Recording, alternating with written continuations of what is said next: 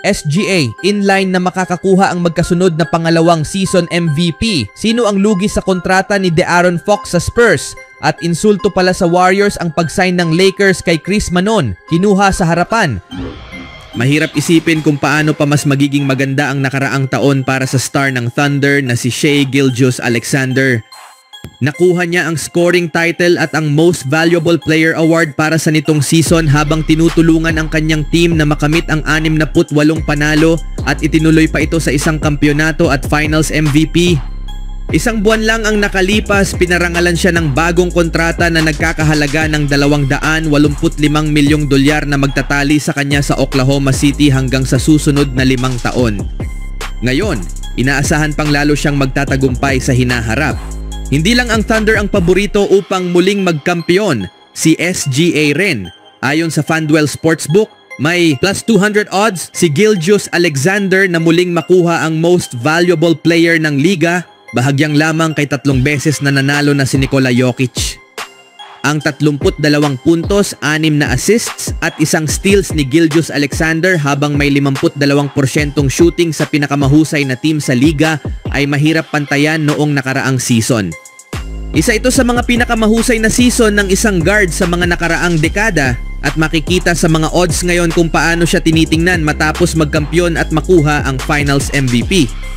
Ibabalik ng Thunder ang kanilang buong championship roster sa susunod na season, kabilang ang mga bagong rookie na sina Thomas Sorber at Brooks Barnhizer, pati na rin ang draftee na si Nikola Topic.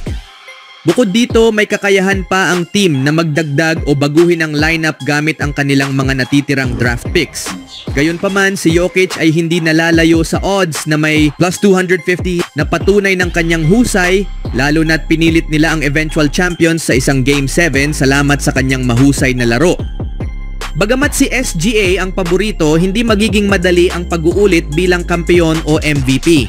Ang tagumpay ay nagdadala ng mas maraming atensyon at siguradong pagbubutihan ng bawat team ang laro nila kontra Thunder araw-araw.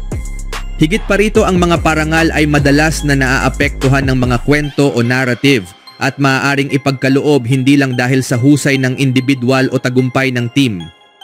Pinangungunahan nina Gilgeous-Alexander at Jokic ang mga paborito batay sa odds na sinusundan ng bagong miyembro ng Lakers na si Luka Doncic na may plus 500, si Giannis Antetokounmpo ng Bucks na may plus 1,000, ang batang papasikat na si Victor Wembanyama na may plus 1,700 at si Anthony Edwards ng Minnesota na may plus 2,100.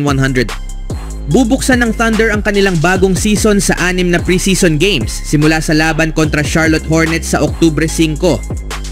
Sa sumunod na balita naman, nilagdaan ng San Antonio Spurs si De'Aaron Fox sa isang 4 na taon na kontrata na nagkakahalaga ng $229 milyong.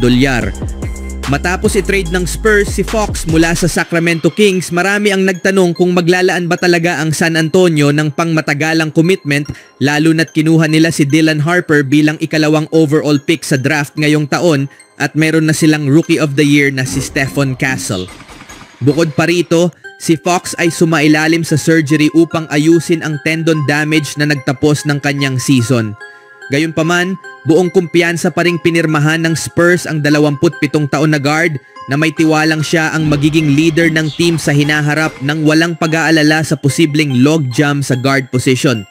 Sabi nga, tatawirin na lang yan pag andyan na. Sa ngayon, pinalakas rin ng front office ang kanilang front court. Dinagdag nila sina Kelly Olynyk at Luke Kornet, dalawang sentro na kayang mang-rebound at mag-set ng mataas na screen na babagay kay All-Star Victor Wembanyama at sa young guard trio ng Spurs. Ang 4 na taon na kontrata ni Fox ay magtatali sa kanya sa Spurs hanggang sa susunod na 4 na taon, ayon sa ulat ni Shams Charania ng ESPN.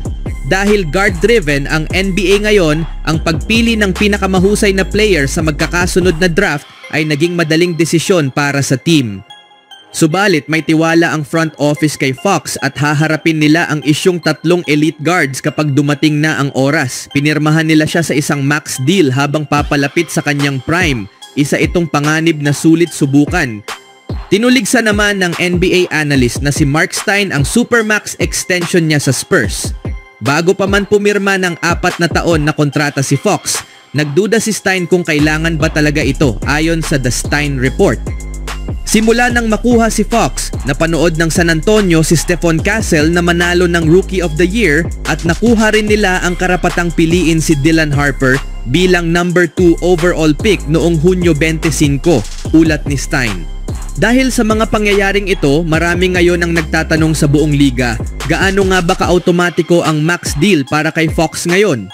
Pero ipinapakita ng team na buo ang tiwala nila sa kanya para pangunahan ang kanilang team.